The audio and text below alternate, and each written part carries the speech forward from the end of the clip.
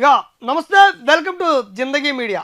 ఇక ఓవరాల్గా ఏప్రిల్ 9వ తారీఖుతోటి అంటే నోటిఫికేషన్ రాజ్యసభ నోటిఫికేషన్ విడుదలైంది. ఏప్రిల్ 9 నుంచి ఒక పదవికాలం అయిపోతుంది. ఇప్పుడున్న పదవికాలం అయిపోతుంది. ఇక మొత్తానికి తెలంగాణ నుంచి ఎంతమందికి అవకాశం ఉంది రాజ్యసభలో నోటిఫికేషన్ విడుదల నుంచి ఇటు కాంగ్రెస్లో నుంచి ఆశావాహులు ఎంతమంది ఉన్నారో, కాంగ్రెస్లో ఏం జరుగుతుంది, ఎవరికి సీటు కేటాయించబోతున్నది మనం దాని గురించి మాట్లాడే ప్రయత్నం చేద్దాం. ఇక రాజ్యసభ నోటిఫికేషన్ కాంగ్రెస్లో పెద్ద చిచ్చు పెట్టేటట్టుంది. నోటిఫికేషన్ విడుదలైనప్పటి నుంచి కూడా ఆశావాహులు మాకే కావాలి సీటు అంటూ కూడా కొద్దిగా తారాసపడుతున్నట్టు తెలుస్తుంది. వారు కొద్దిగా ఆశిస్తున్నట్టు తెలుస్తుంది. మరి కాంగ్రెస్ అధిష్టానం ఏం చేస్తుంది, తెలంగాణ నుంచి ఎంతమందికి అవకాశం ఉందో ఫస్ట్ చూద్దాం. తెలంగాణ నుంచి రాజ్యసభ సీట్ నోటిఫికేషన్ విడుదలైనప్పటి నుంచి తెలంగాణలో టీజీ నుంచి ఇద్దరికి అవకాశం ఉంది.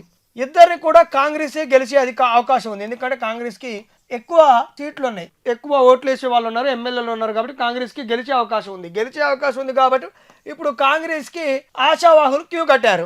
రాజ్యసభ పెద్ద సభకు మరి పోవాలని అందరూ ఆశపడుతున్నారు. ఇప్పుడు మరి ఇంతకీ ఆశావాహులు ఎవరు, కాంగ్రెస్ దృష్టిలో ఎవరు ఉంది? కాంగ్రెస్ దృష్టిలో ఆల్రెడీ కాంగ్రెస్కి ఉన్న 2 సీట్ల అవకాశం ఉంటే కాంగ్రెస్ ఒకళ్ళని ఆల్రెడీ ఫైనల్ చేసినట్టు తెలుస్తుంది.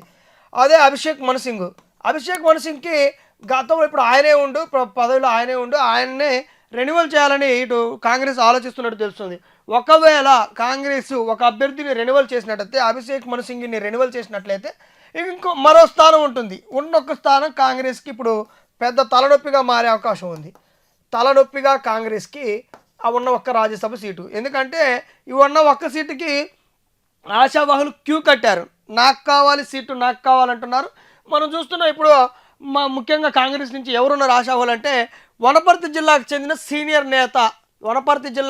సీనియర్ నేత చెన్నారెడ్డి రేస్లో ఉండు, ఫస్ట్ నుంచి రేస్లో ఉండు. ఎందుకంటే ఆయన గతంలో టికెట్ ఆశించినప్పుడు, ఎమ్మెల్యేకి టికెట్ ఆశించినప్పుడు ఆయన రాజ్యసభకు పంపించడము, లేకపోతే ఇంకా ఇతర ఆయనకి నామినేటెడ్ పోస్ట్ ఇస్తామని అధిష్టానం కూడా అక్కడ ఆయనకి అవకాశం కల్పిస్తాను ఒక కొంచెం ఆశ చూపడంతో ఆయన అప్పుడు ఆగిపోయినట్టు ఎమ్మెల్యే నుంచి ఆయన తప్పుకొని అక్కడ మెగారెడ్డికి ఛాన్స్ ఇవ్వడం జరిగిందని కొద్దిగా ఊహాగానాలు అయితే ఉన్నాయి. ఇప్పుడు చెన్నారెడ్డి రేసులో ఉంటే ఇక్కడ చెన్నారెడ్డి ఒకటి ఓసీ కేటగిరీ నుంచి చెన్నారెడ్డి రెడీగా ఉండు.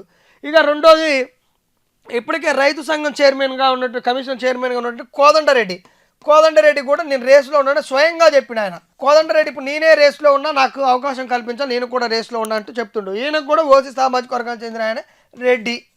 ఇప్పుడు ఇద్దరు రెడ్డి సామాజిక వర్గానికి చెందిన వాళ్ళు ఆల్రెడీ రెడీగా ఉన్నారు సీట్లు. కానీ కాంగ్రెస్ ఏం ఆలోచిస్తుంది, అభిషేక్ మనుకి పోతే రెండో స్థానాన్ని ఇప్పుడు ఆ రెడ్డి సామాజిక వర్గానికి చెందిన వాళ్ళని ఆల్రెడీ సీఎం రెడ్డి సామాజిక వర్గం అంటూ అక్కడ విమర్శలు తలెత్తున్నట్టు మొత్తం కాంగ్రెస్ అంటే రెడ్డికి వ్యవహరిస్తుందని విమర్శలు వస్తున్నప్పుడు వీళ్ళిద్దరు కాకపోతే కాంగ్రెస్ ఎవరికి అవకాశం ఇస్తుందో చూద్దాం. కాంగ్రెస్ ఆలోచించే అవకాశం ఎవరికి ఉందంటే, కాంగ్రెస్ అటు బీసీకి కానీ ఎస్సీకి సామాజిక వర్గానికి చెందిన కానీ ప్రియారిటీ ఇవ్వాలని అధిష్టానం ఆలోచిస్తుందంట. వీళ్ళిద్దరిని కాకపోతే కాంగ్రెస్ ఎస్సీ బీసీ సామాజిక వర్గానికి అవకాశం ఇవ్వాలని, ప్రియారిటీ ఇవ్వాలి, అవకాశం కల్పించాలని చూసినప్పుడు కాంగ్రెస్ ఎవరికి ఇస్తుందంటే, నిన్న మనం చూసినాం అటు మల్లికార్జున ఖర్గే అధిష్టానం అయినటువంటి అటు వాళ్ళ పార్టీ అధ్యక్షుడు మల్లికార్జున ఖర్గేని జగ్గారెడ్డి ఏం మెన్షన్ చేయాలంటే, ఎప్పటి నుంచో సీనియర్ నేత విహెచ్కి అవకాశం కల్పించండి, విహెచ్కి రాజ్యసభకు పంపించండి, ఆయనకు అవకాశం కల్పించండి అంటూ కూడా జగ్గారెడ్డి మాట్లాడటంతో ఇక్కడ బీసీ నేతగా జగ్గారెడ్డి, అటు ఓసీ సామాజిక వర్గం చెందిన జగ్గారెడ్డి బీసీ నేతగా సీనియర్ నేత మరో సీనియర్ నేతను ప్రతిపాదించడం జరిగింది. ఈ నేపథ్యంలో సడన్గా రేసులోకి విహెచ్ వచ్చినట్టు తెలుస్తుంది. ఇక విహెచ్ కాకపోతే ఇంకెవరున్నారు బీసీ సామాజిక వర్గం చెందినట్టే, ఇటు మాజీ టీపీసీసీ నుంచి మహేష్ కుమార్ గౌడ్ ప్రజెంట్ టీపీసీసీ మహేష్ కుమార్ గౌడ్ తర్వాత ఇక్కడ మధు యాష్కి గౌడ్ కూడా రేస్లో ఉన్నట్టు తెలుస్తుంది. ఎందుకంటే మొత్తం బీసీ నుంచి ముగ్గురు నేతలు పోటీ పడుతున్నట్టు తెలుస్తుంది. పోటీ పడుతున్నట్టు కాదు, రేస్లో ఉన్నట్టు తెలుస్తుంది.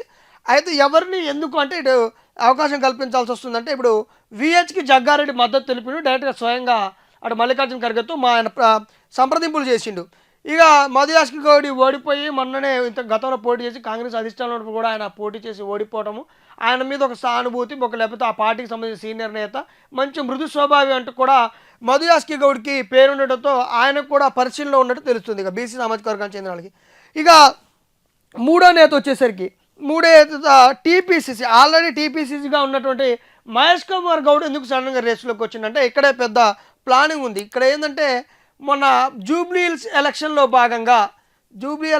భాగంగా ఇక్కడ అజారుద్దీన్ని ఎమ్మెల్సీ చేయడం జరిగింది. ఎమ్మెల్సీ చేసి మంత్రి పదవి ఇవ్వడం జరిగింది. మంత్రి పదవిని అనౌన్స్ చేయడం జరిగింది ఈయనకి. ఇప్పుడు ఆయన్ని ఎమ్మెల్సీ చేయాలి. మంత్రి పదవి చేయాలంటే ఆయన ఎమ్మెల్సీ కావాలనుకున్నప్పుడు ఇక్కడ టీపీసీసీ అయినటువంటి ప్రజెంట్ టీపీసీసీ అయినటువంటి మహేష్ కుమార్ గౌడ్ పంపించేసి అక్కడ రాజ్యసభకు పంపించేసి ఆయన ప్లేస్లో ఎమ్మెల్సీగా ఈయన తీసుకోవాలని ఇటు ప్రభుత్వం ఆలోచిస్తున్నట్టు తెలుస్తుంది. తీసుకున్నట్లయితే మరి మహేష్ కుమార్ గౌడ్ కూడా ఒక కలిసి వచ్చే అంశం, ఆయన రాజ్యసభకు పోయే అవకాశం ఉంది. మరి ఈయన ప్లేస్లో మళ్ళీ అప్పుడు టీపీసీ ఎవరు తీసుకుంటారని కూడా మనం ఆలోచించాలి.